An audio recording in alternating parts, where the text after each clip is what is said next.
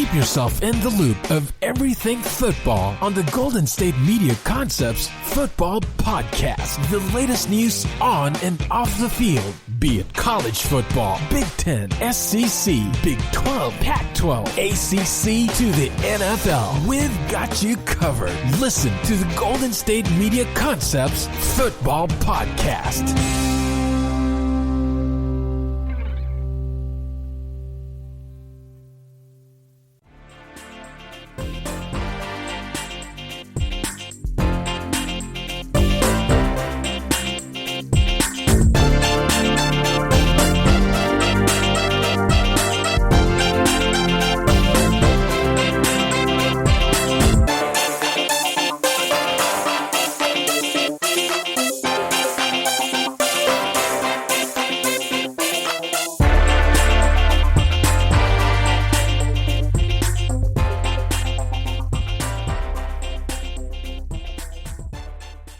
Thank you for tuning in to the GSMC Football Podcast, brought to you by the GSMC Podcast Network. I am your host, Kendrick. Hello, everybody. I hope you're having a fantastic day. Got a packed show, a lot to get into today. Coming up, I want to get into the compensation for the hiring of minority coaches and executives. That is a new, I guess you could say it's a resolution that has been passed by the NFL. I have a lot of thoughts about that. Kyler versus Lamar long term. Which quarterback would you rather have? It's a question I saw posed on ESPN.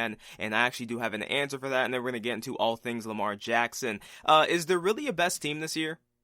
Genuine question. Is there really a best team this year? Because when you look at teams week in and week out and how they performed, and teams that they've lost to and how they performed against other teams, every team seems to have a glaring hole in it. Even the teams that we think are real Super Bowl contenders, they all seem to have a hole in it. So I have a question. Is there really a best team in the NFL this year? And then my final topic of the day, we're going to get into my top 10 quarterbacks under the age of 30. But without further ado, let's go ahead and get into this. So, the NFL has passed a resolution that would reward teams with 2 third-round picks if they develop a minority coach or executive who is then hired by another team.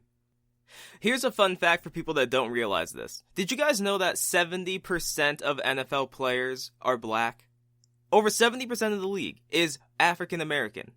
And yet, there are only 3 current black head coaches: Mike Tomlin, Brian Flores, and Anthony Lynn with the Chargers. And I think that following this season, Anthony Lynn could end up getting fired, especially if the Chargers continue to perform the way that they do, because they don't seem to be very well coached at the end of games. They choke a lot of leads. I think they've had 17-point leads in over half of their games heading into the second half, heading into the fourth quarter. They've had 17-point leads on multiple teams, and they have choked them all. They're going to finish this season with a pick in the top 10, probably even in the top 5 with the way things are going, and I could see them firing Anthony Lynn. So realistically this offseason, we could end up having only 2 black head coaches. Now here's an example of how this rule could work. For Kansas City, right, they obviously have one of the top offensive coordinator candidates for a head coaching position in Eric Bieniemy.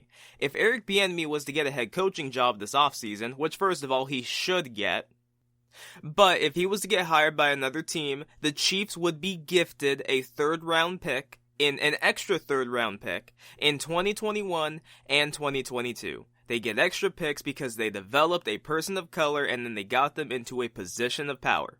Okay, that sounds all fine and dandy.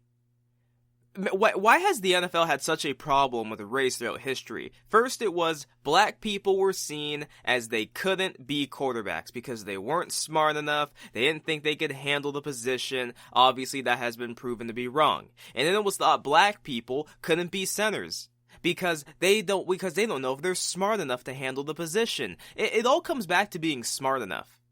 They weren't thought to be smart enough to handle the position, to be the signal caller of the offensive line. And then it was thought that black people couldn't be head coaches because they weren't seen as being leaders of men. Could they lead a locker room full of men? Were they smart enough to handle the position? And obviously every single one of these thoughts has been proven wrong. Every single one of these myths has been proven wrong.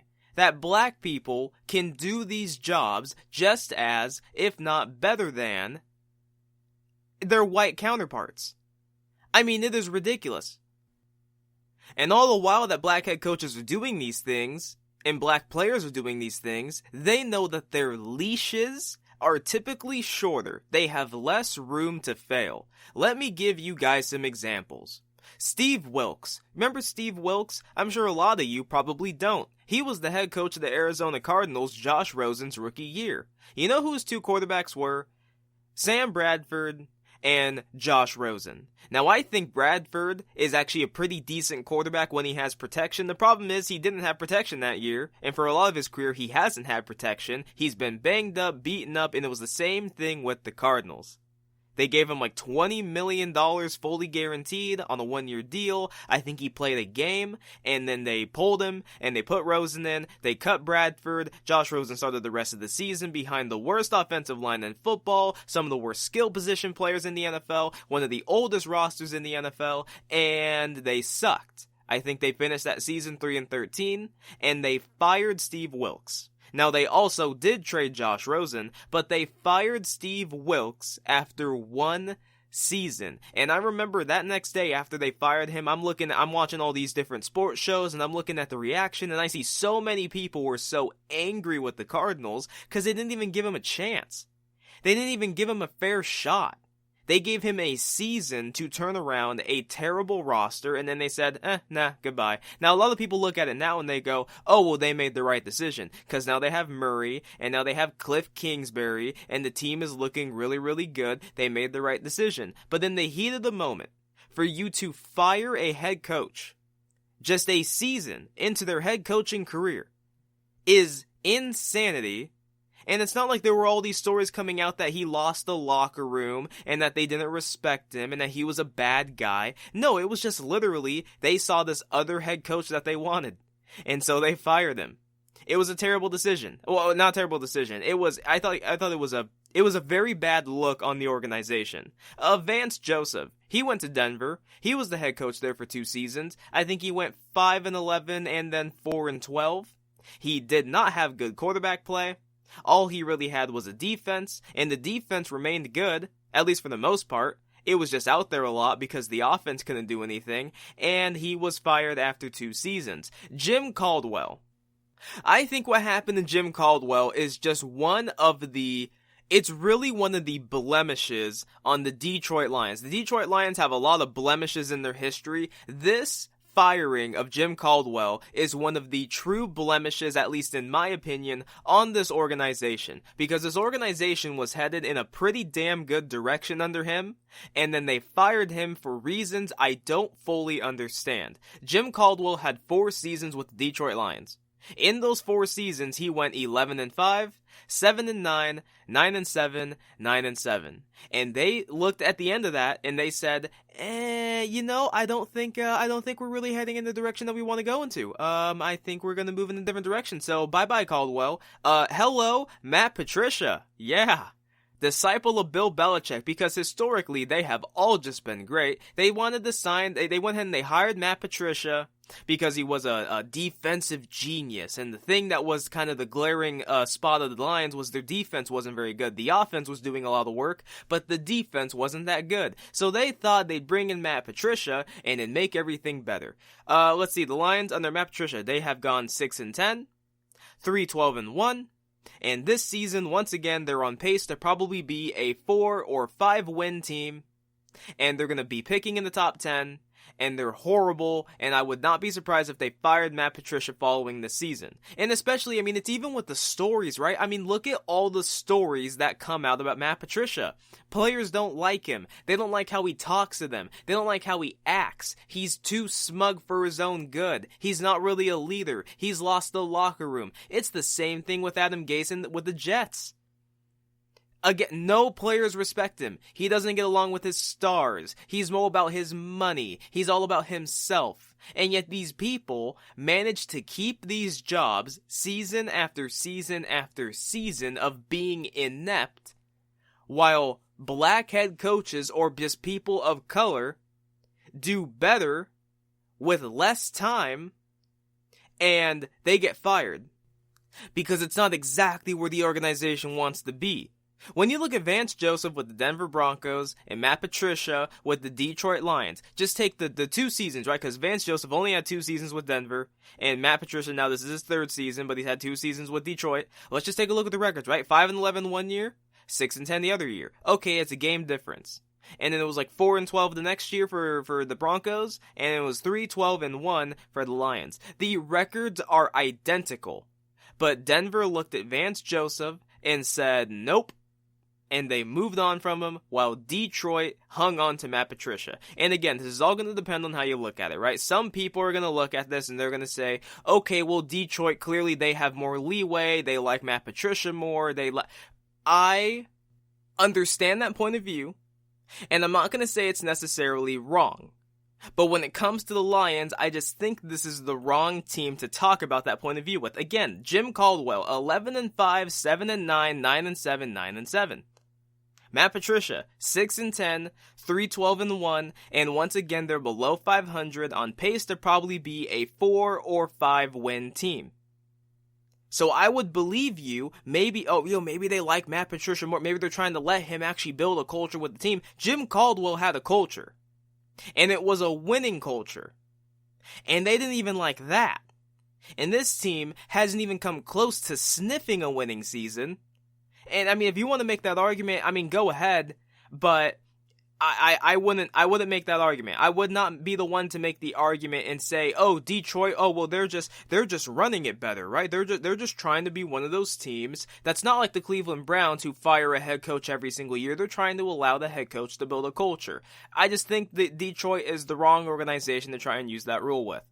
Now, when I look at the NFL landscape right now, and I look at who absolutely needs to get a head coaching job this next season, I've talked about 2 guys. It's Brian Daboll with the Buffalo Bills, the offensive coordinator of the Buffalo Bills. Eric Bieniemy, who is the offensive coordinator of the Chiefs, who the last 3 years has had the number 1, number 6, and number 4 offense in the NFL. And if I had to add another name to that list among coordinators right now in the NFL, I would probably say Robert Saleh with the San Francisco 49ers, who's their defensive coordinator.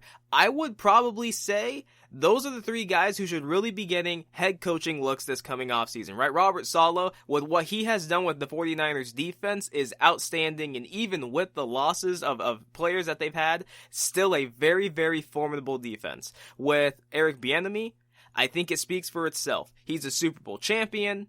He has had, the best offense in the NFL when you take into account the last 3 years. I mean, he has had the best offense in the NFL.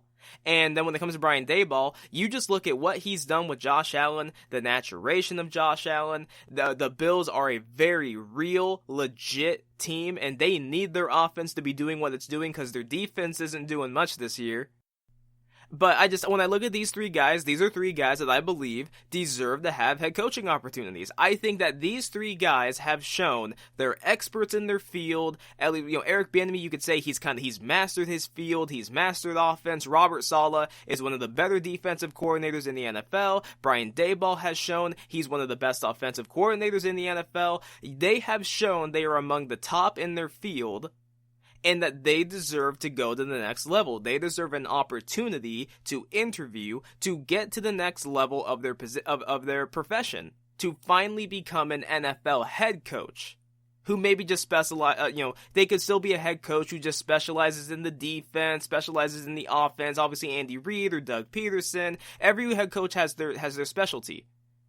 I just think it's kind of sad, though, that there's a realistic possibility that if these guys do get hired, that the Chiefs and the 49ers will be gifted 3rd-round picks because a person in their organization got a promotion that they deserved because they're a person of color.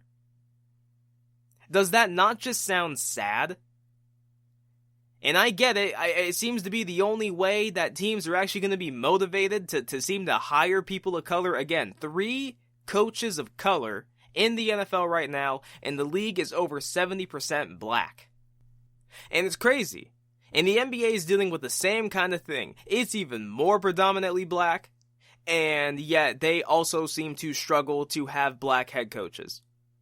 And the only black head coaches who are actually in the sport kind of just get recycled over and over to team until either they just retire or eventually they just completely fall out of favor and they just don't get another job again. But there's one guy in the NFL who has made history, and I believe he should be the guy every single team looks at when they are interviewing a person of color. He should be somebody every team looks at and goes, we could have that guy. We could have the next that guy. And it's Mike Tomlin. Mike Tomlin has never had a losing season in Pittsburgh. Even when he had Mason Rudolph and Duck Hodges as his quarterbacks, he still managed to finish 8-8. The worst Mike Tomlin has ever finished in his career is 8-8. Other than that, he is perpetually either first or second in his division. He's usually first. When Big Ben is healthy, they're first. The offense is usually always very good. The defense now at this point is very, very good. Now that he finally has the players that he wants and the pieces he wants, right? It took a while for that defense to form in Pittsburgh. There were some years where their defense was a real eyesore, and it was all about the offense and Le'Veon Bell and Antonio Brown. They needed to control the clock. They needed to use big plays, all that stuff. Mike Tomlin has now tied the NFL record for the most consecutive seasons by an NFL head coach without a losing record. If next season he once again gets to 8 wins, he will be in sole possession of the record for most consecutive seasons without a losing record. And he's a black head coach. And he was signed by Pittsburgh as just some young defensive coordinator. Not too many people knew anything about him, but he came out there in his first press conference and he said, Steelers football, run the ball, stop the run, and the rest is history. A Super Bowl champion, one of the best head coaches in the NFL, I think easily in the conversation for head coach of the year this year, and even last year, again, what he had to work with. His team always plays hard. You hear people in the media, when they talk about Mike Tomlin, whether they're a former player or they never even played, and they bring up, if they played in the NFL, they'd want to play for Mike Tomlin, because he just always says the right thing. He's never really had a misstep. He's one of the best on the mic, one of the best in the locker room, one of the best speech givers in the NFL. You never see his team quit on him. They always go out there and compete.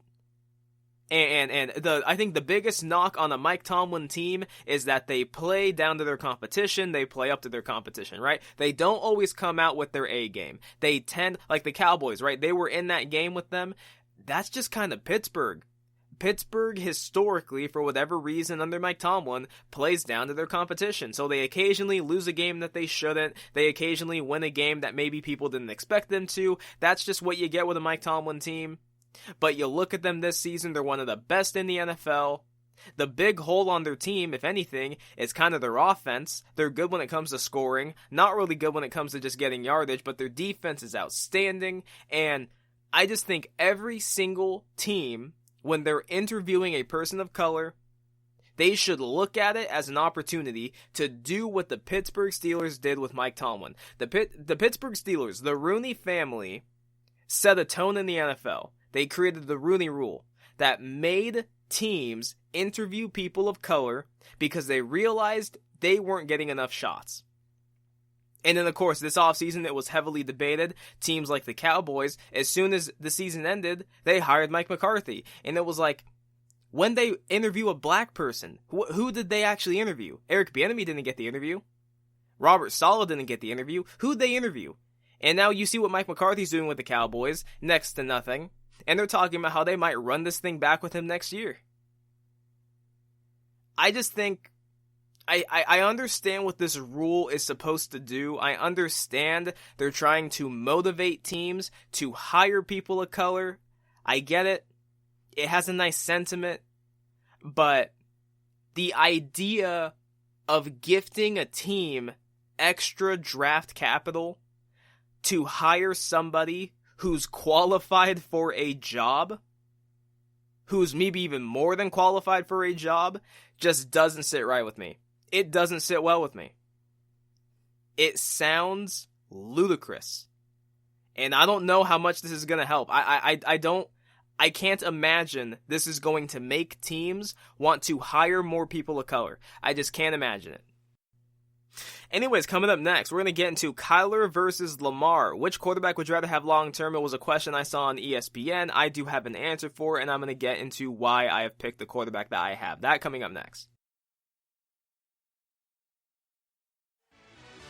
Are you looking for help for your fantasy football team? Check out the GSMC Fantasy Football Podcast. Get today's best advice on who to start, who to sit, even who you should draft. From sleeper picks to red-hot lineups, they got it all covered for you. That's gsmcpodcast.com/fantasy-football-podcast. We'll cover traditional leagues, dynasty, PPR, even IDP leagues. When you need fantasy help, there's just one show to hit up. Don't forget to like them on Facebook and follow them on Twitter. Visit gsmcpodcast.com for more info.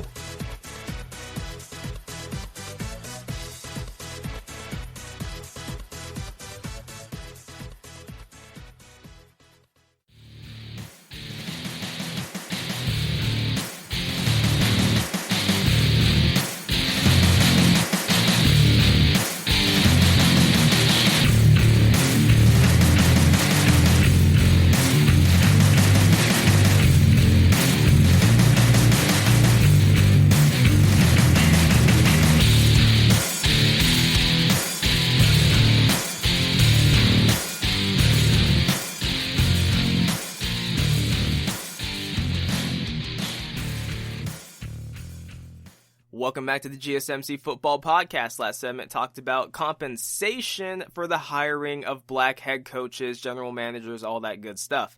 I think it's just dumb. I think it's a dumb resolution. I understand what the NFL is trying to do. They're trying to find some way to motivate teams to hire more people of color. 32 teams in the NFL. And there's only 3 black head coaches.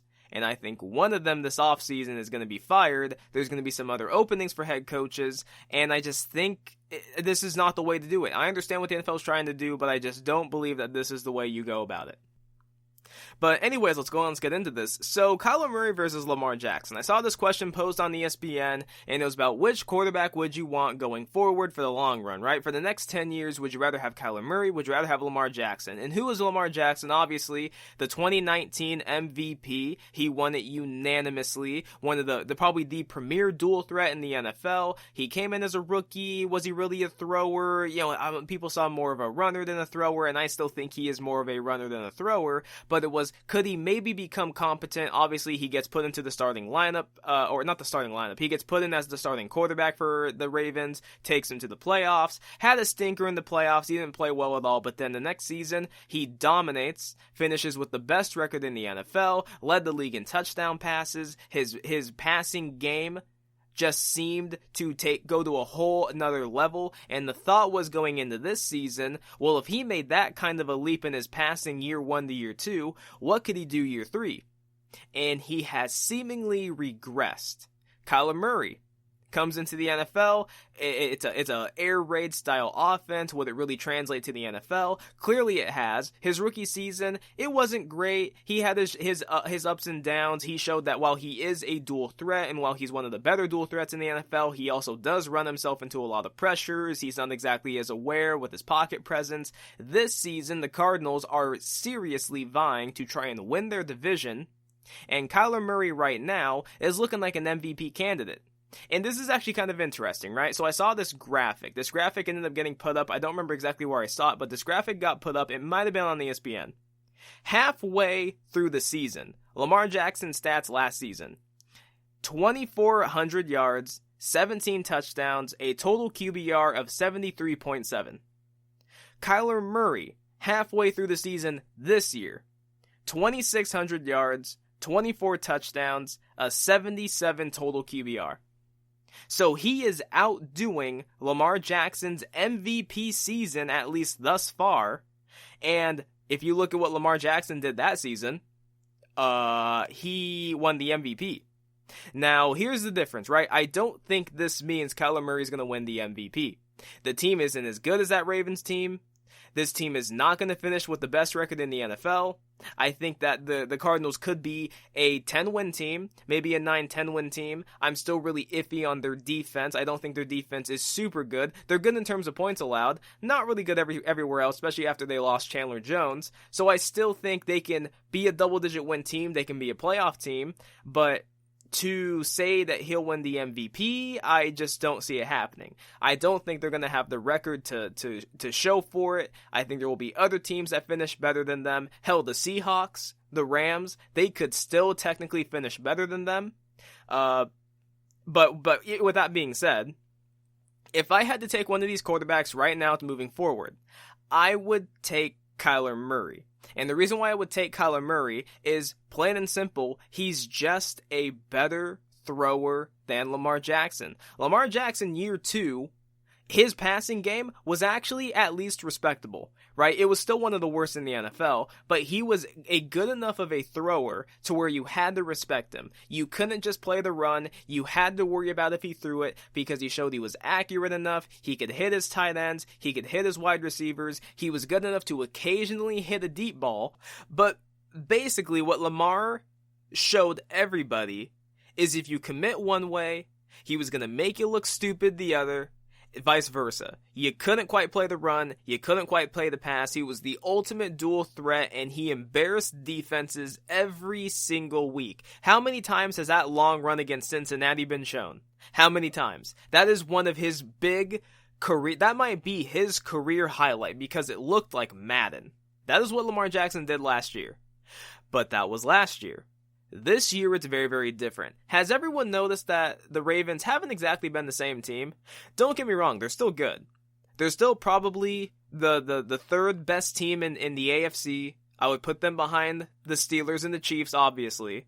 But I still think they're one of the better teams in the NFL. They're still very, very well-rounded. But they haven't had that same level of success last year. They haven't had that same level of dominance. Every single week, you expected the Ravens to go into whatever game it was and dominate their opponent. And they did it every single week last year. They did it to every team not named the Browns and the Chiefs and the Titans. Obviously, the Titans were in the playoffs, but the Chiefs and the Browns were the only teams that were actually able to beat them. Every other team barely stood a chance. This season, Lamar Jackson has regressed, and he's regressed as a passer and, if we're being honest, even as a runner. And I think it's all with the way defenses are playing him this year. Remember how I said in my last podcast that defenses have made a decision on Russell Wilson? Teams have made a decision on how they're going to play him. Defenses are going to blitz Russell Wilson, and they're going to make him make a quick decision. Either he needs to make that blitzer miss if he sees them. They're going to hope he doesn't see them. Most of the time, Russell does see them, but he's going to either need to throw through the blitzer and just hope the ball still gets there, or he needs to make the blitzer miss, which means he takes his eyes off his receivers, which means then it's a scramble play, and scramble drills are always way more chaotic than if the play was actually just, formulating as it was planned to. That is what defenses are now doing to Russell Wilson. They're going to make him make a quick decision and hope that the play just ends up, results in a throwaway, in Russell getting hit, in a sack. They're just going to hope it's a turnover, something like that. That is how defenses are playing Russell Wilson now this season. With Lamar Jackson, teams have made a decision. They're going to stack the box, and they're going to shut down the run, and they're going to make Lamar Jackson beat them with his arm. Now, Lamar Jackson, in between the numbers, his short throws to his tight ends, to his wide receivers on crow routes and everything, that's fine. That's not where Lamar Jackson struggles. It's all with throwing down the field. Pro Football Focus had Lamar Jackson as only being better than Mitch Trubisky on throwing outside the numbers. And that's just on deep throws, just on outside the numbers, only better than Mitch Trubisky. His overall completion percentage, I think he's like 16th in the NFL. His passer rating has dipped. His yards per attempt have dipped. His overall QBR has dipped. His Pro Football Focus grade, his MVP year, they had him ranked 5th in the NFL. This season, heading into this week of football, they had him at 19th. That is where Lamar Jackson is. The Ravens don't look the same because of Lamar Jackson. Because if there's one thing this league consistently does, it's that the league figures out what you do worst, they figure out what you do best, and they try to take those things away from you. Where Lamar Jackson is at his weakest is with throwing the football. So defenses are saying, okay, we're going to make you throw it, and let's see if you can beat us. And so far they have been able to, but it's because their run game is still very, very good. Their defense is still very, very good. And let's be honest, Lamar Jackson, he doesn't turn the football over. A lot of their plays are 10 plays, 12 plays, 15 plays. They usually end it with a touchdown, and then their defense is good enough to force a 3-and-out, hold the other team to a field goal, and then they just kind of drive right back down. The Ravens have to win ugly this season because I don't think their offense is really fixable, and I'm going to get into more of that in a second here, but to get back to Kyler Murray, he's a better passer. He's a more accurate passer. He can actually hit the deep ball on a more consistent basis than Lamar Jackson. Just judging by the eye test, right? This might just be me, but judging by the eye test, I think he's a more dynamic runner than Lamar Jackson because I think he's more shifty. He reminds me a lot of Barry Sanders. When I watch Kyler Murray run, he is the closest thing to Barry Sanders I have seen in a while. And obviously, we all know how outstanding Barry Sanders was. Kyler Murray looks like that, but a quarterback. Yes, he's smaller than Lamar Jackson, and that's always a concern, but I think Kyler Murray knows how to slide and get away from trouble. And even though Kyler Murray still to this point is more of a runner than a thrower, and we'll wait and we'll see. Maybe defenses can kind of figure out Kyler Murray a bit better. Maybe defenses start to play him in year 3 the same way that they kind of play Lamar Jackson. Maybe that's the way they'll do it. I don't know. But I think Kyler Murray is a good enough of a thrower, and he has great receivers. Obviously, still has Fitzgerald. Christian Kirk's good. DeAndre Hopkins is excellent. And he and Cliff Kingsbury just seem to know how to work together. I'd take Kyler Murray. That's just me, though. I would take Kyler Murray right now over Lamar Jackson simply because I think Kyler Murray is a more natural thrower. Hell, he played baseball. I think he's a more natural thrower than Lamar, and I think long-term his throwing ability will be better than Lamar. His size is always going to be the question, and will he be able to hold up? If he's running this much all the time, sooner or later he's going to start taking big shots. Sooner or later someone will catch him, and that could be all it takes. But we'll wait and we'll see. But Lamar Jackson, he did an interview with Rich Eisen on the Rich Eisen Show, and he made some quotes that were very just disturbing, and I think Lamar Jackson's youth kind of came out. Now, Lamar Jackson now on 2 occasions has had quotes that bothered me. One was following his 28-12 loss against the Tennessee Titans when he said they overlooked Tennessee, that they didn't take him as seriously as they should have. That was very, very disturbing to me. And I as much as I like Lamar Jackson's, I like his openness because I'm one of the people who do like the openness of athletes. I want to hear more of the truth. Don't always lie to me, especially when we blatantly know what the truth is. Please just do not lie to me. Just tell me what exactly is wrong. I appreciated Lamar Jackson's openness and his self-awareness because I think that moving forward from that, he was going to be more accountable. He was never going to overlook an opponent again. On the Rich Eisen Show, they were talking about defenses and calling out their plays, and Lamar Jackson flat out said that when he goes to the line of scrimmage, there are multiple times where teams are calling out their plays. They're saying, run this, look out for that, look out for this, it's a run there, and that it's frustrating for him. And he said something along the lines of, I don't have the quote exactly in front of me, he said something along the lines of, when a team beats you to the punch, it can be very, very difficult to have success. That's basically what he said. So when the defense knows what you're doing and they can get there before you get there, that it can be very, very difficult. There's 2 problems with this quote, at least for me. One big problem with this quote is, what good exactly does this, what does this do for you? What does it do for you to talk about this? All it does is it makes you look questionable as a leader and why it is that you would even bring this up during an interview, and then it makes your offensive coordinator look bad. If you're trying to tell me that defenses on a consistent basis are calling out your plays game after game after game, you're making your offensive coordinator look horrible. And Greg Roman is a very, very respected offensive coordinator. He's obviously the mastermind behind those 2012, 2013 49ers that were just dominant under Colin Kaepernick, who, by the way, I think Lamar Jackson overall is a better quarterback than Colin Kaepernick. He's a more accurate quarterback. He's a more dynamic runner than Kaepernick. That's not, that's not up for debate. I'm not trying to debate that. I think Lamar Jackson's a more dynamic thrower. I think he's a more dynamic runner. I think everything. But the other big problem with his quote is he's kind of telling on himself. He's basically telling everybody he's limited, therefore his offense is limited. No matter what, it's going to look bad for Greg Roman. No matter what, the optics now on Greg Roman are going to be bad.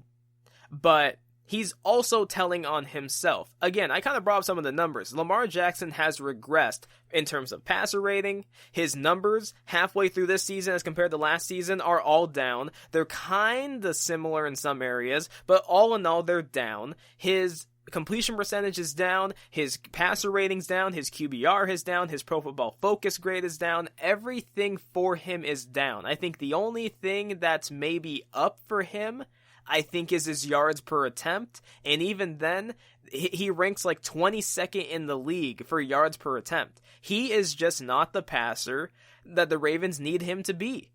And for him to come out and for him to say the quotes that he did, it will not go well. I think there's going to be, if there hasn't been already, there's going to be a long talk in the organization about it. They're going to tell Lamar Jackson he can't do that. And, they're going to kind of, and hopefully what they do is they bring it back to him. He needs to get better at throwing the football. If you look at Josh Allen, his first 2 years in the league, he couldn't even complete 60% of his passes. Couldn't do it. He couldn't throw 300 yards in a game. Couldn't do it. This season, that's all he seems to do. All he seems to do now is complete over 60% of his passes, and all he seems to do now is throw north of 300 yards. Now, he is a better thrower than Lamar Jackson, I think, has ever dreamed about being. He has a stronger arm than Lamar Jackson has. But are you telling me these two guys both couldn't complete 60% of their passes even in college? Are you telling me that Lamar Jackson can't somehow get to where Josh Allen is? Are you telling me Lamar Jackson can't work with the Palmer brothers who Josh Allen's been working with, and he can't just get even relatively close to where Josh Allen is? I don't know. Maybe Josh Allen has a better work ethic. Maybe he wants that more. Maybe Lamar Jackson has bought a bit into his own Madden hype, into his own rushing hype. I don't know. I don't know how to put it. But at least right now, Lamar Jackson is not the passer the Ravens need him to be. He's not even close to being the passer they need him to be, and he's not even the passer he was last season. I would be interested to see the Ravens this year if Lamar Jackson was at least the passer he was last year. Because again, all of his numbers are down. And I think it's just because defenses have figured out how to play him. I think they've realized he needs his run to set up his pass. So if all they do is just load the box, and if all they do is try to stop his run, and then you have your back end, they know exactly who they got, they know exactly what their assignment is, and Lamar Jackson, his accuracy has kind of waned. The defense isn't as tired because they're just gearing up time after time to stop the run. Then I think they figured him out, and they just have figured out how to slow him down. And what Lamar Jackson needs is he needs a second pitch. That's a thing all the great quarterbacks do. Aaron Rodgers has a second pitch. He can run, but he can also throw with the best of them. Patrick Mahomes, he can run. People see him more as a thrower, so when they're gearing up to stop his pass, all of a sudden, Patrick Mahomes takes off on you for 20 yards. Russell Wilson, it's the same thing. Unless you are an all-time great like Tom Brady, who just knows how to maneuver in the pocket and doesn't need he doesn't need his mobility, all he needs is his accuracy in his arm, then great. But Lamar Jackson doesn't have that. What he has right now is he has dynamic feet. He has dynamic feet, but teams are waiting for his run. And I don't think that the Ravens are ever going to be able to reach the success that they'd like to. I don't think they're ever going to get to the Super Bowl. I don't think they're going to win a playoff game until Lamar Jackson becomes the passer that they need him to be. I just don't see it happening. We've seen him in 2 playoff games, one against the Chargers, one against Tennessee. The Chargers had a really good defense. They obviously completely shut him down. Against Tennessee, he overlooked them. They had an okay defense with a really, really good offense to combat it, and they were able to beat them. In neither game were the Ravens even remotely close to being in it. This is going to be season number 3. And I don't think the Ravens are going to get the number 1 seed, and there's only 1 bye week. I don't think they're going to get either of those things. So they're going to play a wild card round. And I don't know which team they're going to face. They could face the Colts. They could face the Titans. There's a possibility maybe they could face the Browns. You never quite know who they're going to take on. But if Lamar Jackson, once again, doesn't win a playoff game, that's now 0-3 in 3 seasons, and in year number 3, he regressed even more as a passer. I think that the Ravens are going to still extend him, but then the question becomes, how much do you pay a guy who's more of a runner than a thrower, and who's 0-4 in the playoffs, and who doesn't seem to be getting any better as a passer? That's going to be a question the Ravens need to ask themselves. I would pay Lamar, but I think that this kind of a quarterback has a specific market, because if you overpay a limited thrower, you're going to handicap your team. Many teams have had really good rosters, and they haven't achieved the potential that the roster had because they didn't have the quarterback position right. You can overpay a Russell Wilson, an Aaron Rodgers, a Patrick Mahomes for obvious reasons. They can run and throw with the best of them. When your quarterback can mainly only run, and defenses can actually, play that to stop it, and his passing is some of the worst in the league, there's only so much you can pay him. That might just be my opinion. I'm not saying that the Ravens need to move off of him. I'm just saying that this offseason, he needs to go get with some of the Palmer brothers, and he needs to work on his passing mechanics because he is still not where they need him to be. Anyways, coming up next, is there really a best team in the NFL this season? I think there might be just one, because all the rest seem to have holes. And my final topic of the day, we're going to get into my top 10 quarterbacks under the age of 30. That coming up in the final segment of the day. Check out the show that's built on the MMA. From the UFC to extreme cage fighting, they got the fights covered. Check out the GSMC MMA podcast. Get the latest news on past or upcoming fights. Join us as we talk to and about some of the biggest names in the MMA, past, present, and future. When it's the fight game, there's just one show to check out. GSMCpodcast.com/MMA-podcast. Don't forget to like them on Facebook and follow them on Twitter. Visit GSMCpodcast.com for more info.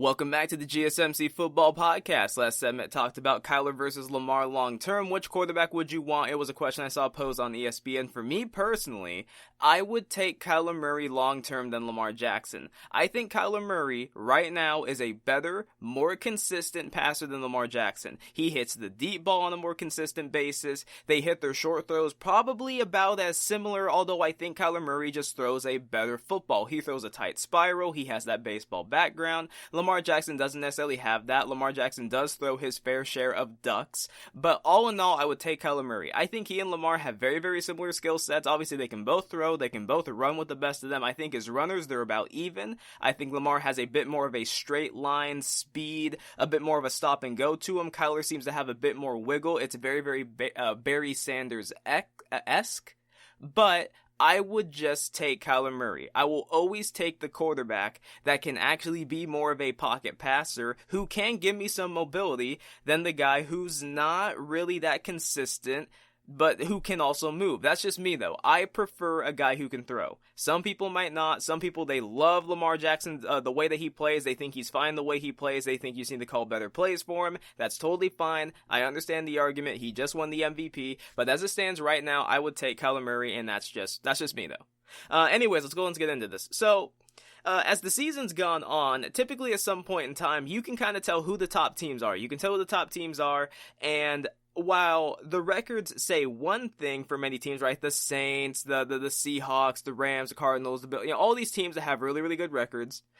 The more I look at across the league, I'm realizing I don't think there is one best team, or if there is a best team, it's very, very difficult for me to figure out who it is, because every single team seems to have a glaring weakness. So here's how I want to talk about this, right? Let's just take the Saints, right? The Saints a week ago destroyed the Buccaneers. The Buccaneers destroyed the Raiders and the Packers. The Raiders and the Packers both beat the Saints, and beat them pretty handedly. The Raiders, they ended up losing, though, to the Patriots, who got destroyed by the Niners, who got beat up by the Seahawks, who were dominated by the Bills, who field goaled their way through the Jets, when every single team seems to beat up on the Jets. You see what I'm trying to say here, though? I'm trying to say it seems like every single team, for every really, really good win they have, all of a sudden there's this loss to a team, and it's just, it's inexplainable, right? I think everyone would say that the Raiders are far inferior as compared to the Buccaneers. The Buccaneers destroyed the Raiders. But then the Raiders had no problem beating the Saints. And the Buccaneers couldn't even remotely handle the Saints in either game. Neither game really was close. The Saints basically dominated both games. But then when you look at the Saints, I mean, what is their glaring hole? Not only is the Saints defense not good outside of playing the Buccaneers, but their quarterback is older. He's a check down machine to Alvin Kamara. He gets banged up against the Niners. It's just, they have this big they have two glaring holes. One is their defense, and the other thing is they have an old quarterback who doesn't really have an arm. So that got me thinking about all the teams we perceive as really, really good in the NFL. And it started making me think, what exactly is every single one of these teams' holes? So I looked at the playoff bracket, and I looked at all the playoff teams right now. All the current playoff teams, at least heading into this week of football. So I'm going to go through all of the teams, and I'm going to see if I can point out what their hole is. I don't have any stat, nothing in front of me. I'm just going off of what I have seen of this team. What exactly is their glaring hole? So let's go to the NFC. The Saints. Defense isn't good. Outside of the Buccaneers, they get gashed. Their pass defense hasn't been good. Their rush defense is the strong suit of their defense. And their quarterback, let's just face it, he's not the same. Drew Brees' completion percentage is good. You know why? Because he checks it down to Kamara all the time, who was on a historic run. He's probably going to win Offensive Player of the Year. He's probably the best receiving back in the NFL. He doesn't ever really seem to get banged up. I think last season was the first season of his career where he really battled some injuries. And Drew Brees' arm just isn't the same. He can't hit the deep ball like he used to. He needs to run into it. He needs to javelin throw it. This team, I think, is limited. I think they have a really good head coach. I think as a whole they play really well. But they're a very limited team. It seems like with Drew Brees, he needs everything to go right. Their defense has a good pass rush, but everywhere else it's not exactly that great. Outside of the Buccaneers, you tell me the good defensive game they've played. Against who? Outside of the Buccaneers. Let's go to the Seahawks. Do I even need to bring it up? The defense is horrid. And now Russell Wilson's turning the football over left and right. He's opened up a bakery with Kirk Cousins and Carson Wentz. They're all just serving turnovers left and right. Strawberry, apple, whatever kind of turnover you want. I'm sure they've got it.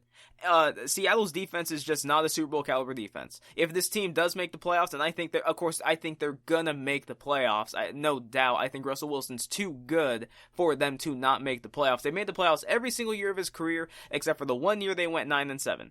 That was the only time that they haven't won double-digit games, only time that they haven't made the playoffs. I think they're going to make it, but I can see them getting bounced so easily in their first game. I can see them getting bounced so quickly, because there doesn't seem to be any backup for their defense. There's no big-name free agent out there to sign, unless you want to go sign Earl Thomas, and I don't think he's going to be welcome back, really. He doesn't seem to be welcome back in the NFL, so, I mean, Seattle's big, glaring hole is their defense. Let's go to the Packers. Teams that are physical can run on the Packers. Tampa Bay did it. The Vikings did it. Jacksonville did it. If there's one thing you can do to this Packers team, it's run the football. They kind of have a bit of a front-runner mentality. That game against Jacksonville should not have been that close. I do not understand why it was that close throughout it. And there was a guy who bet like $99,000 on the Packers winning that game for a $9K payout. Whoever made that bet, they had to have been sweating as that game neared the end, because for Jacksonville didn't seem thoroughly outplayed. They could run the football. That is the Packers' really big weakness. And obviously their defense has regressed from last season. It's not the same. They're battling some injuries. The pass rush isn't quite the same. They gave Kenny Clark a big contract. He hasn't been the same player. Zadarius Smith hasn't. Preston Smith hasn't. They seem to have regressed from last year. It's all about the offense. And their offense, you never know if Devontae Adams is going to be healthy. You never know. Alan Lazard, you just don't know. I know what I'm going to get from Aaron Rodgers and from the offensive line, but their big weakness is if you have a sound run game, you can run on this team. Because their defense just flat out, it isn't that great. Let's go to the Eagles. Yeah, the Eagles. What's their glaring weakness? They're playing second and third stringers all over the place except for quarterback. And Carson Wentz, let's be honest, he's playing a lot of hero ball this season. He looks like Brett Favre, kind of on steroids. He looks even more reckless than Brett Favre, and he's been a turnover machine all season. I think he leads the league in turnovers, and that's the Eagles' problem. They're just a banged up mess of a team. They're probably going to win this division at like 6-9-1, maybe even less than that. And they're just going to be an easy first round matchup. Whoever gets that team I think they're going to have a field day with the Eagles. It'll basically be a bye week. Unless all of a sudden everyone comes back healthy, I think that's the Eagles' game to lose. The Buccaneers, what's their big flaw? Their big flaw, if anything, I think is just the team getting in their own way. Whether it's penalties, or you know, the embarrassment of riches they have on offense. It doesn't always seem to click the way that we think it should. But I think that's really that's the Buccaneers' only big weakness. Their defense, other than that, is really sound. Their offense is sound. The run game, all of it is sound. It's really just penalties for the Buccaneers. Will they penalize themselves? Will they end up beating themselves? That's the real weakness of the team. They're probably the most consistent team in the NFL, or at least in the NFC. Let's go to the Cardinals. I think when I look at the Cardinals, there's two holes for this team, and I think one is the defense. They don't really have a pass rush. You're asking a lot of their secondary to hold up, and they've done a pretty good job of it. They keep teams away from getting into the end zone for the most part. They're able to hold teams to a lot of field goals, but then the other big question mark on this team, their other hole, and it's not really a hole, it's just it's an area to watch, if anything, is Kyler Murray. And it's just, because he's a young player, and because he has this athletic ability that like Lamar Jackson has, does he ever get in his own way? Does he sometimes maybe look to run when he shouldn't run? When he should keep his eyes downfield, can he, or does he then go to rely on his athleticism?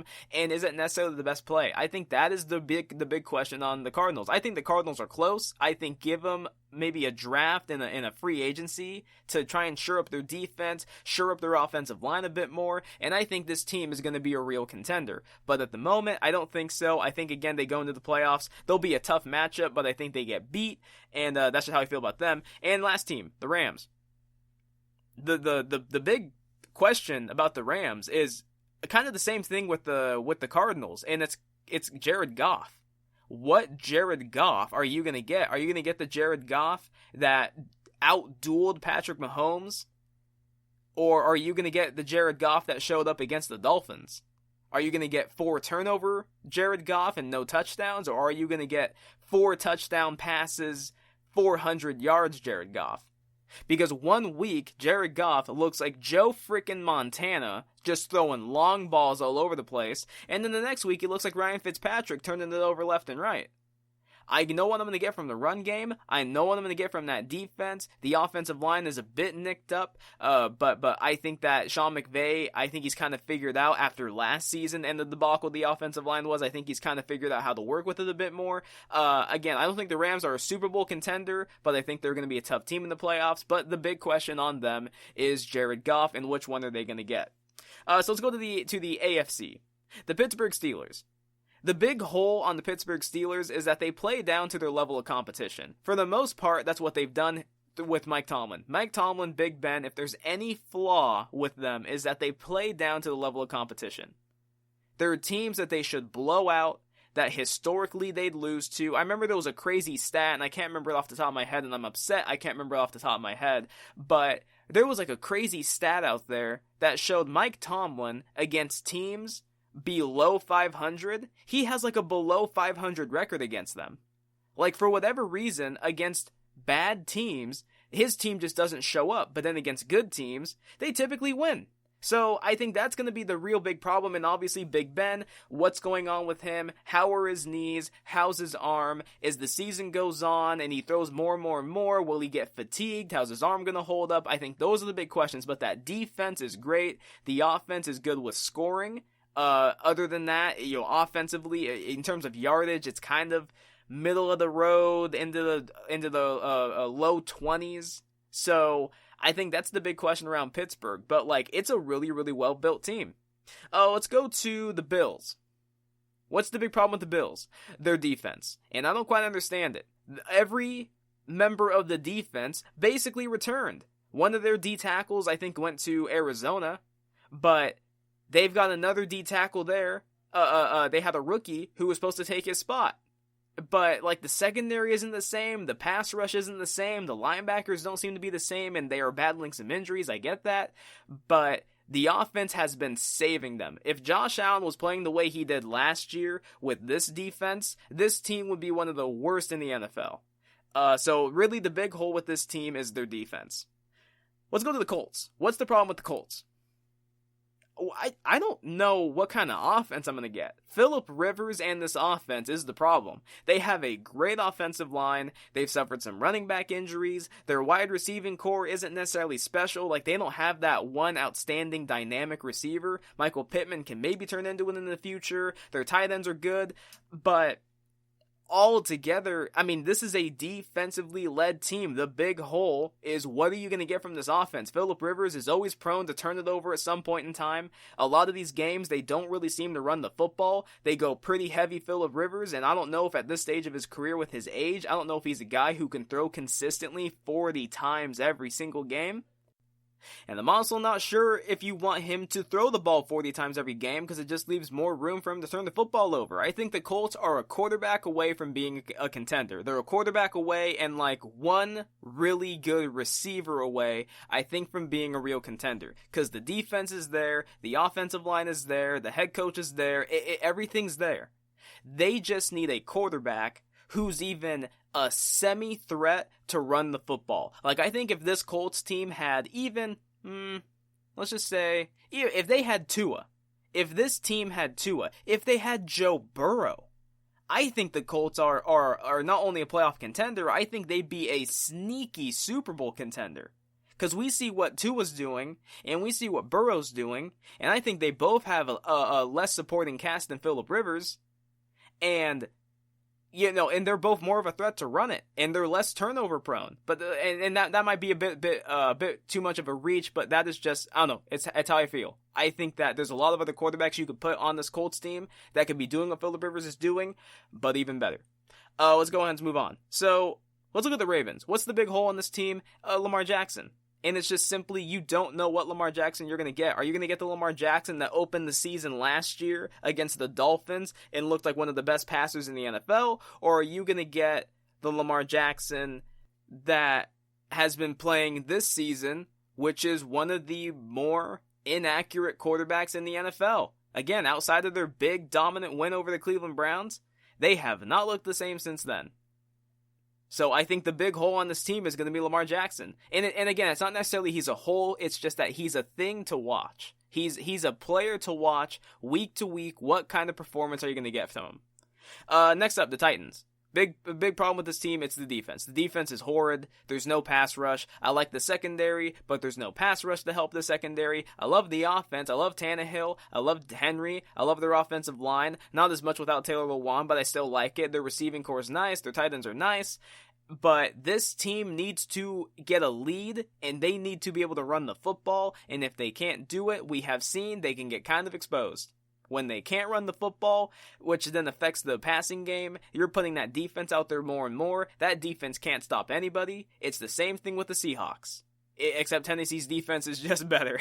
That's basically just how it is. Their defense is just a little bit better than Seattle's. But again, it's the defense of the Titans that's going to hold them back. And then the Raiders. What's the problem with the Raiders? The defense isn't great. It's all offense. Their offensive line's good. The weapons are good. I like Gruden and Derek Carr. They're a good combo. They have good running backs, but the problem is their defense. They don't have a pass rush outside of Max Crosby, and Max Crosby isn't, he's not TJ Watt. He's not Aaron Donald. He's not Khalil Mack. He's nice. He's a young player. He has room to improve, but he's really it. And then the rest of the defense is just a bunch of young players all over the place who have some talent, but just need to grow into the NFL. I think that the Raiders are another one of these teams. I think they're a few playmakers on defense away, maybe a draft and a free agency away from just kind of getting that defense just a little bit better to where they can finally stop some teams. Again, the Broncos offense is nothing to sneeze at. There's no concern there. Drew Lock I don't know if he's a franchise quarterback. I like him. I think he has some talent, but I don't know if he's a franchise quarterback, and the rest of the offense isn't that great. So I'm not going to take too much away from that game, but I think the undoing of the Raiders would be their defense. And there's a team I did leave out of the AFC playoff picture, and I'm sure some of you noticed it, the Chiefs.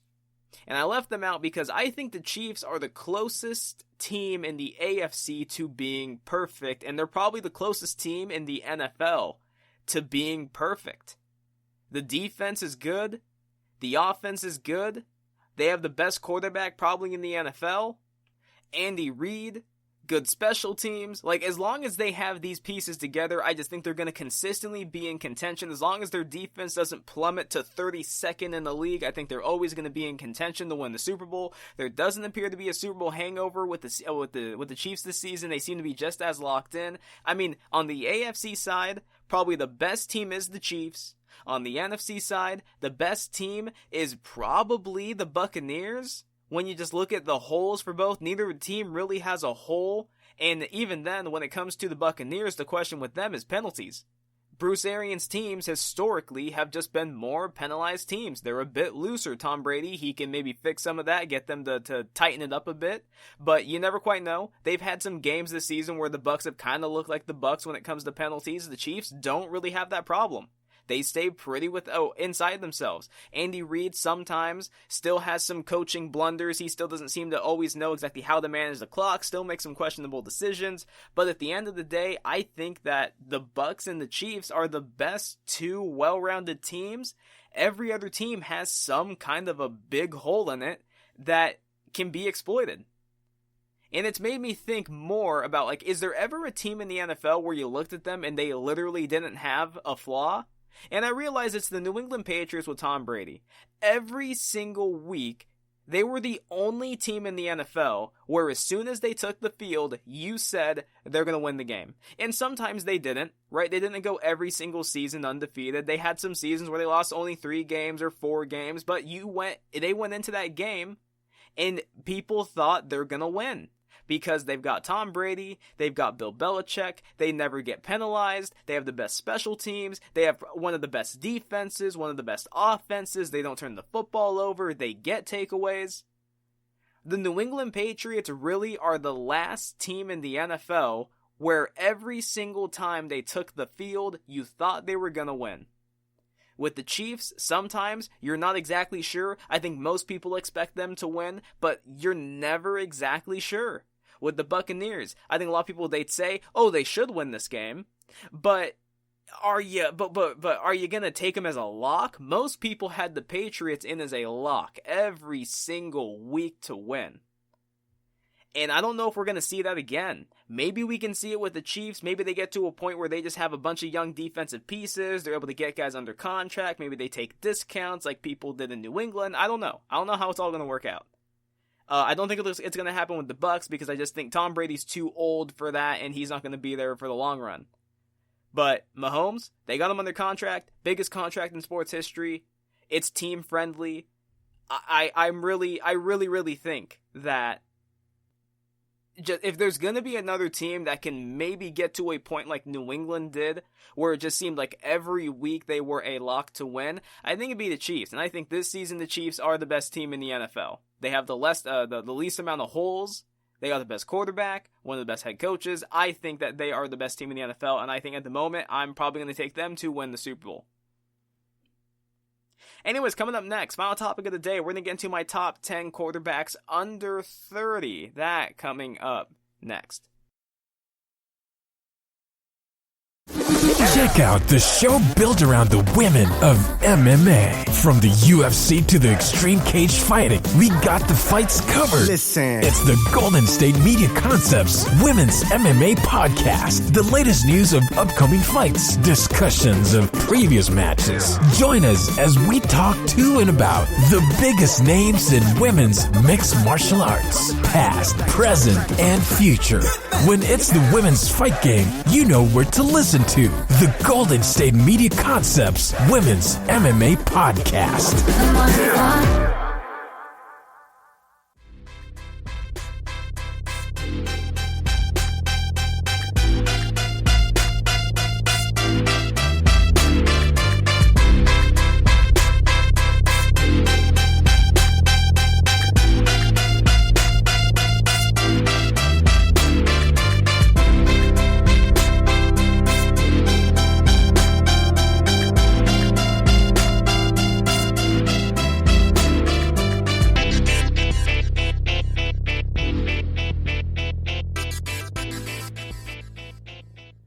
Welcome back to the GSMC Football Podcast. Last segment talked about all the teams in the NFL that we kind of perceive as being really, really good, and I kind of looked at every team and tried to point out what exactly their flaw is. I think every single team in the NFL has a glaring flaw that can keep them from winning the title, except for really two teams. It's the Bucs and the Chiefs.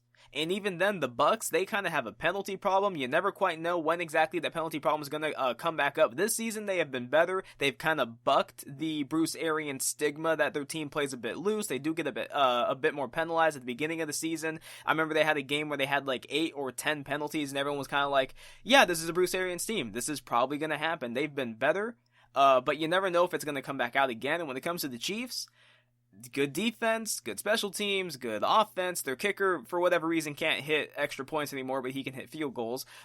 Good head coach. Everything seems to be clicking for this team. I think the Chiefs right now are probably the best team in the NFL. And it made me realize the last team in the NFL where I thought every single week they were basically a lock to win was the Patriots. There weren't really any teams until really this last season, because of just how inconsistent their offense was, how much their offense had to rely on 13-play drives. Other than that, this team always seemed like it would just win every single week. And I don't know if we're going to get a team like that again. I think the Chiefs could become that team, but at the moment, they're still perceived as being beatable. Even though they're probably the best team in the NFL, we still do not take them every single week to be a lock. We still do perceive them as being a team that can be beaten. We don't exactly see them on that New England level yet. It might take a few more seasons of just consistent dominance before we give them that kind of credence, but I think if any team can do it, it would be the Chiefs. Anyways, let's go on and get into this. So, my top 10 quarterbacks in the NFL right now under the age of 30. So, guys like Russell Wilson, Aaron Rodgers, those guys, we're not going to talk about them. None of those guys. We're going to look at all the quarterbacks who are under the age of 30. And I am sure that my list is going to irritate some people. I'm sure that people are especially going to have a problem with who I have at number 10, but this is just how I feel. This is how when I look at these quarterbacks and I look at how they've graded year in and year out, and I look at how they're performing even this season moving forward, and I am looking at guys. The way I kind of did this list is I looked at players I would want to build my team with. So basically, when I go I'm going to do this from 1 to 10. So I'm going to start with my bet with the best quarterback and move to the worst quarterback. I'm basically doing this as, this is the guy I would like to start my team with over this guy and over this guy and over this guy. All right, we got that clear? Cool. I hope that was clear enough. Anyways, so at number 1, I don't think it should come as any surprise, I've got Patrick Mahomes. Patrick Mahomes this season, and since he's entered the league and became a starter, has been insane. This season, he's the number 4 quarterback by Pro Football Focus. He broke Dan Marino's record for the fastest player to 100 touchdown passes. And, I mean, what can't he do? He has so many different arm angles. They put him in motion, underhand, shovel passes, throwing with his left hand, across his body, all the way to the other side of the field. You know, the wasp play, everything. This guy can do everything, and he's mobile. He's not super fast, but he's mobile enough to where he seems to be able to make guys miss. And even then, as soon as he starts moving, he's a threat to throw the football, and you're never quite sure what angle it's going to come at. He'll throw around you. He'll kind of deceive you and throw an underhand pass. I think he did it to Travis Kelce for a touchdown. Patrick Mahomes is incredible, and he's dominated the league. He's only been a starter for 3 seasons, already has an MVP, already has a Super Bowl championship, and he could possibly get one again this year. They're 8-1. Their one loss was to a Raiders team that, again, it's that thing of who is the best team. The Raiders have had some really good wins, some really questionable, ugly losses, so you take from that what you will. But I think Mahomes is the best quarterback right now under the age of 30. At number 2, I have Josh Allen. Now, coming into this season, I never thought I'd say this, but yeah, Josh Allen is he's the best. He's the second best quarterback in the NFL to me under the age of 25. Coming into this week of football, Pro Football Focus had him as the number 5 quarterback in the NFL. He was 6th in yards per attempt, 6th in completion percentage, 3rd in yards, 6th in total QBR. I mean, these were numbers we never thought Josh Allen was going to hit. His rookie season and his second year in the league, dude couldn't even complete 60% of his passes. He couldn't even throw 300 yards. This Buffalo Bills team was a defensively led team. They reminded everybody of Mitch Trubisky's Bears, Blake Bortles' Jaguars, these teams that had outstanding defenses, and that's why they had good records. That's why they made it to the playoffs, but then none of the teams quite were able to finish it off, even with a Super Bowl appearance, let alone a win, not even a Super Bowl appearance. Josh Allen this season has been incredible. Out of, what is it now? They've played, they're 7-3 now, so out of 10 games, he's had 5 games where he's thrown north of 300 yards. Dude didn't do it at all his rookie year, didn't do it at all his second year. He has 5 300-yard plus games. He even has a 400-yarder. He's had some games that were a bit clunky. His game against New England wasn't that great. Threw it 18 times, completed 11 passes. But the thing is that they won, and he had never beaten a Bill Belichick team. It was his best performance against a Bill Belichick team by far, and I think he's only going to get better. I can now understand why it is that Buffalo kept him around, because I was saying Buffalo has a team that can win right now if they just had the quarterback. Well, little did I know this year their defense was going to fall apart, but Josh Allen was going to skyrocket to the MVP conversation. Dude's incredible, almost beat the Cardinals. If it wasn't for a last-minute Hail Mary to DeAndre Hopkins, Bill O'Brien, we're going to have a talk about that. But I have Josh Allen as my number 2 quarterback in the NFL under the age of 25. At number 3, I have Deshaun Watson. Now, there's a lot of people who have kind of sailed the boat on Deshaun Watson, and I want to get through these a bit quicker than I am. But Deshaun Watson, coming into this week of football, 6th by Pro Football Focus, 2nd in yards per attempt, 9th in completion percentage, 8th in yards. He's on pace to have a career season in every single category: yards, touchdown to interception ratio, especially completion percentage, yards per attempt. It's just not reflecting on the win column because his defense is horrible. He does not have one single outstanding weapon. Will Fuller is fine. Brandon Cooks is fine. Randall Cobb, though older, is fine. Duke Johnson, I think he should have been the one who's starting over David Johnson in the first place. They traded David Johnson. They traded for him in exchange for DeAndre Hopkins. And we just saw what DeAndre Hopkins did to the Bills. Deshaun Watson is working with bubble gum and glue. He's trying to put it all together, trying to make it work, and he's doing the best he can, but the team is just flat out not good enough. It's just not. I think the Texans are going to be one of the worst teams in the NFL this season. They're going to probably give Miami a top 5 pick. Wait until next year.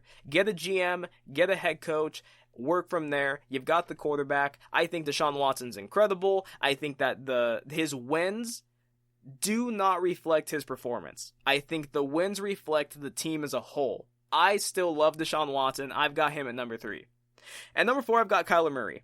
Kyler Murray coming in this week, 10th by Pro Football Focus, 13th in yards, 10th in completion percentage. He turns the ball over a little bit too much for my liking.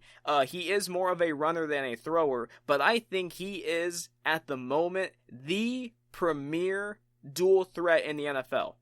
I mean, really, you talk about between him and Lamar Jackson just this season, we're going off of this season, but between those two, who has been the more dynamic dual threat? It's been Kyler Murray by a mile. Dude's on pace to lead his team in rushing and be the leading passer and, have a career season in terms of touchdown to interception ratio, his total yardage. He's outdoing Lamar Jackson's MVP season. While I don't think he's going to win the MVP because I don't think his team's going to be good enough to do so, this team is good. I know they were a throw away from losing to the Bills. They would have dropped to 5 and what would it have been? 5-4. So they would have looked a bit different, but I love Kyler Murray. I think he's only going to get better. The mobility's there. He slides. He doesn't take big hits. He's a good enough thrower right now, and I think he'll only get better again as long as he works on it. I like Kyler Murray, and I have him at number 4. At number 5, I have Joe Burrow. I know, that might shock some people. Joe Burrow, to me, is great already with nothing around him. No run game. No standout number 1 wide receiver. I like Tyler Boyd. I like Higgins. I still even like AJ Green. All of those guys at this stage of their career are probably number 2s. Tyler Boyd, to me, he's kind of a number 2. Maybe one day he can be a 1, but when I look at him, I think he's a 2. Higgins, the same kind of thing. He seems like a 2. AJ Green, I'm not even sure where he fits in, but he's not a number 1 anymore. They don't really have a standout tight end. Their offensive line isn't good. Joe Mixon is banged up. They have no run game. And yet, heading into this week of football, he was the highest graded quarterback in his division, and Pro Football Focus had him at 13th. I made a prediction a few podcasts ago. I said this next season, Joe Burrow will be the best pure quarterback in his division. Better than Big Ben, better than Lamar, better than Baker Mayfield. We will see if Baker Mayfield's even going to be in this division next season. And also, by the way, I don't have Baker Mayfield on this list. I love Joe Burrow. I would just love to see what he could do with a real proven head coach and with outstanding talent. If he can do this with what he has now, the sky is the limit for this kid, and it's on the Bengals to surround him with the pieces to succeed. At number 6, and this might have some people a bit sideways at me, at number 6, I got Dak Prescott. I like Dak. I like him as a thrower. Do people realize that 3 weeks after his injury, Dak Prescott was still in the top 5 for passing? That is how dynamic of a passer he was with Dallas. Now, my knock on Dak Prescott is, why doesn't he put up those numbers when the game is in the balance? Why is it that he doesn't put up those numbers then? Why is it always in the second half? Why do they play like the Seahawks, or at least the Seahawks of old, when it seemed like they were always a second half team? What's up with that? But I still like Dak Prescott. You can't deny his wins. Since he entered the league, I think he had, and prior to the season, obviously, I think he had the third most wins in the NFL to Tom Brady and Russell Wilson. Say what you want about the kid, but he wins games. He just does win. Didn't have a losing season really until this year, and even then, the wins that they had were because of Dak Prescott. Since Dak Prescott has been out, they haven't won a game. They've barely looked competitive. They almost beat Pittsburgh, but it's more of a product of Pittsburgh. I like Dak Prescott. I think he deserves to get paid. Get paid what? I don't quite know. I don't think it's going to be from, I guess in a logical world, I don't think it'd be from Dallas, but we don't live in a logical world. I think Dallas is going to pay him. I think they're just going to try and lowball him. Hell, they might even franchise tag him again. Except that time, I don't think Dak would take it. I think he'd force their hand to sign him to a long-term deal, but I like Dak. A lot of people don't. A lot of people are very iffy on him. I understand those concerns, but I have Dak at number 6. At number 7, I have Justin Herbert. And I have Justin Herbert here mainly because he still makes some mistakes. He makes some rookie mistakes. He makes some bad throws that he shouldn't attempt, right? He has some times where he can get some easy yardage here, but he throws it over there and it's picked off. That's gonna happen. He's a rookie. He's gonna make those kinds of mistakes. But he's got great mobility. He's got a great arm. His game has translated to the NFL better than I think most scouts ever thought it would. And I ended up marking this down. Excluding Dak Prescott, he's only behind Russell Wilson in terms of yards per game. Heading into this week of football, he was only behind Russell Wilson in terms of yards per game. He was averaging 300 yards passing as a raw rookie. There were only 2 quarterbacks doing it that were active. He has it, and the Chargers right now are just a mess. I think they're going to fire their head coach, and I want to talk about that more in my next podcast. I think they're going to fire their head coach. I think Herbert could even be doing better if the Chargers weren't so run-heavy on first down, if they weren't so run-heavy in general. I don't know why they're trying to protect the kid. Let him throw. Herbert's good. When he throws, the Chargers have a better chance to win than when they run the football. I like Herbert, and I think he is going to be there for the long haul. He's just dynamic. Big kid, strong, mobile. That draft class, Tua, Burrow so far, they seem like they're all going to be hits. I'm still waiting on Tua. It's only 3 games. I'm waiting on Tua. I want to see what he does when he has more games played before I make a real assessment on him. But I love Herbert, love Burrow. I have Justin Herbert as number 7. At number 8, and this might shock some people, I have Teddy Bridgewater. I gotta say Teddy. Coming into this season, I had the same concerns a lot of other people had, which was, I don't know, how good is Teddy really? And when you look at his Pro Football Focus grade and you look at his QBR, neither one really favors him, but he came into this week of football 5th in passing yards, 2nd in completion percentage, 10th in yards per attempt. His receiving core was combined for the most yardage in the NFL. His top 3 receivers were combined for the most yardage in the NFL. He had 2 receivers in the top 10 in receiving yards in DJ Moore and Robbie Anderson. What he has shown me this season is that he still does check it down a bit, but he showed me this season he has good accuracy and he can really push the ball down the field. Robbie Anderson and DJ Moore are both guys with really good speed, especially Robbie Anderson, and Teddy can actually hit them downfield. I question his decision making sometimes. I think sometimes he checks it down when he shouldn't. I wish he was a bit more mobile. Although I think he's shown he has a bit more mobility than I expected him. Tua as well. But Teddy's really shown me it. His knee's holding up fine. He did take a shot over the weekend I didn't like to the knees. Obviously PJ Walker came in for a bit.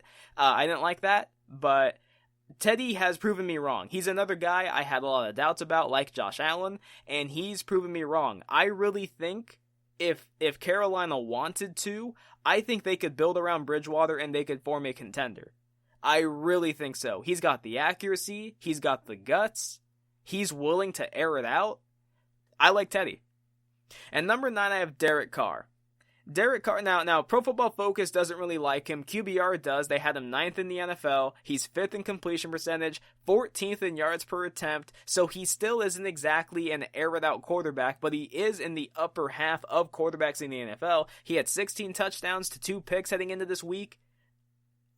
Derek Carr has been good, especially with John Gruden. A lot of people were iffy, and I was one of these people as well, on would John Gruden want to keep Derek Carr as his quarterback, or would he move to a guy like Mariota? Because Mariota, they gave him a lot of money to be the backup. By all accounts, it seemed like John Gruden really liked him, but he's gone ahead with Derek Carr, and I think Derek Carr has delivered. The Raiders are a good offensive team. Their defense is the eyesore. Their defense needs help, but that's why they run the football like they do, so they keep their defense off the field. And more importantly, the Raiders score. They score touchdowns. They don't always settle for field goals. Like, they consistently get touchdowns. I like Derek Carr. Do I think the Raiders can never win a Super Bowl with him? I don't know about that. But then again, I also haven't seen him in a playoff game yet, right? The one season they actually did go to the playoffs, he got hurt before they got there, and we didn't even get to see him. And then the team completely just looked... It looked a lot like the Cowboys without Dak, right? Like, all of a sudden, they just seemed like they quit. The team just seemed to quit. It didn't even try. They couldn't score. They couldn't do anything. The defense seemed to quit. Same thing with the Cowboys. Except I think the defense is actually playing harder. But I like Derek Carr. I think he's a good quarterback, really accurate passer, probably one of the best pure passers in the NFL. The question is just, will he push the ball down the field more? This season he appears to, and he and Gruden have made a really good pairing. And at number 10, I have Lamar Jackson. And I have Lamar Jackson here simply because he's the reigning MVP. Now, I'm going to explain this to everybody. For me, personally for me, I value quarterbacks that are accurate throwing the football. That's just me. I prefer to have a quarterback like a Russell Wilson, like an Aaron Rodgers, like a Patrick Mahomes, like a Ryan Tannehill. I prefer to have a quarterback that is a more consistent down in and down out passer. I want a guy who I know I can dial up a deep shot for him, and there's a good probability it's going to connect. I want a guy where when the run game isn't working, I can have him throw and throw and throw and make the defense be honest so that we can even go back to the run game. Or if he's just cooking, let him do that. I think Lamar Jackson's MVP season was incredible. Defenses did not know how to handle him. Defenses didn't know how to play him. And he seemed to have taken a massive leap year 1 to year 2 in terms of his passing game. As a whole, the Ravens didn't have a good passing attack. It was ranked in the 20s, in the low 20s, I believe. I think it was like 27th. But touchdown passes, he led the league. He barely turned the football over. He had a very good completion percentage. I think like 66, 67% of his passes. Like, he seemed like he had it. And it was like, okay, if this Lamar Jackson can show up year in and year out and make defenses play him this honest, he'll be unstoppable. Well, this season his passing game has regressed, and defenses have figured out how to play him. Stop the run, make him try and throw it. Force him to throw deep. And what we've seen is Lamar Jackson can't really do it. In between the numbers, short, curl routes, like, he can do that. His tight ends are his favorite weapon. Outside of his running backs, are his favorite weapons. Defenses can take that kind of stuff away from you. And again, his overall record, it's only the Chiefs and one Browns team and playoff teams that can beat him. So far, that's what the book is. Only those teams can beat Lamar Jackson. If you're in the playoffs, you can probably beat them. If you're the Chiefs, you'll beat them. The Browns, on a lucky day, can get the best of them. But outside of that, I mean, he has beaten up on everybody. I can't deny that.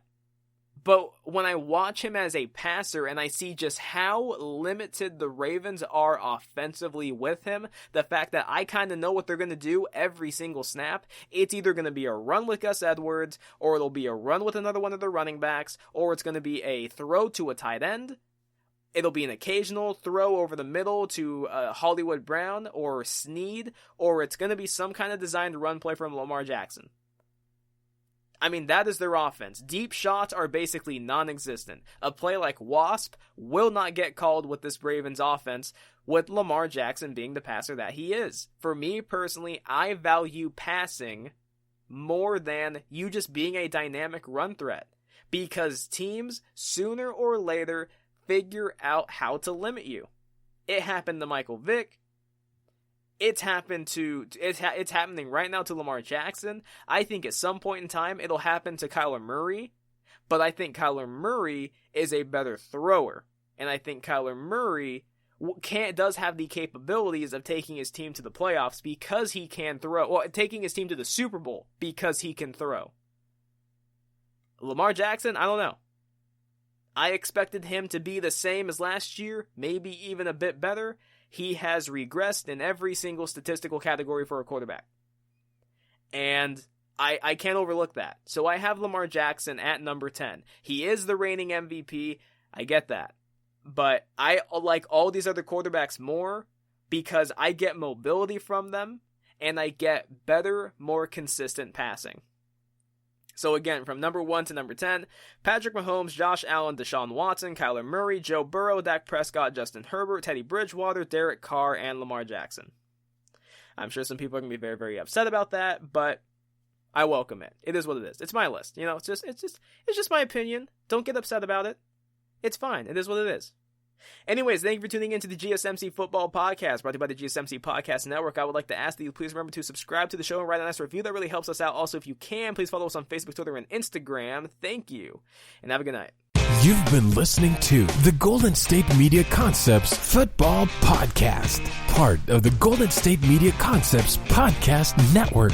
You can find this show and others like it at www.gsmcpodcast.com. Download our podcast on iTunes, Stitcher, SoundCloud, and Google Play. Just type in GSMC to find all the shows from the Golden State Media Concepts Podcast Network, from movies to music, from sports to entertainment, and even weird news. You can also follow us on Twitter and on Facebook. Thank you, and we hope you have enjoyed today's program.